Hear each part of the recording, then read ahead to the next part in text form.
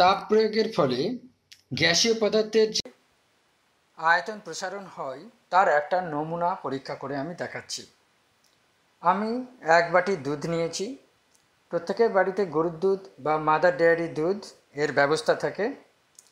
এই 1 বাটি দুধ আমি ওই ওভেনে বসিয়ে দিলে দুধের ভেতরে যে গ্যাসীয় পদার্থ দ্রবীভূত অবস্থায় আছে তাপ প্রদানের ফলে ওই গ্যাসীয় পদার্থের আয়তন প্রসারিত হবে এবং গ্যাসীয় পদার্থ আয়তনে প্রসারিত হয়ে আস্তে আস্তে বাইরের দিকে বেরিয়ে আসার চেষ্টা করবে।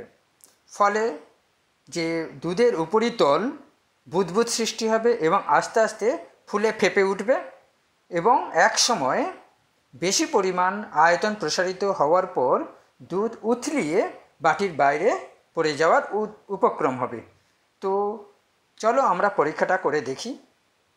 বসিয়ে দিয়েছি এবং আমি আগুনের পরিমাণটা বাড়িয়ে দিলাম। কিছুক্ষণের মধ্যে দুধ ফুটতে শুরু করে দিয়েছে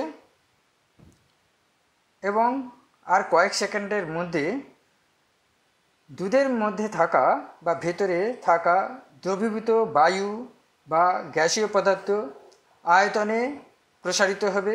আমরা জানি কম তাপ প্রয়োগের ফলে গ্যাসীয় পদার্থ খুব তাড়াতাড়ি আয়তনে প্রসারিত হয়, আয়তনে বেড়ে যায় এবং বাইরে বেরিয়ে আসার চেষ্টা করছে এবং এতটা বেশি হয়েছে যে দুধ উথলিয়ে উঠে বাইরে পড়ে গেল। এই ঘটনাটা আমরা প্রায় প্রত্যেকের বাড়িতেই দেখে থাকি।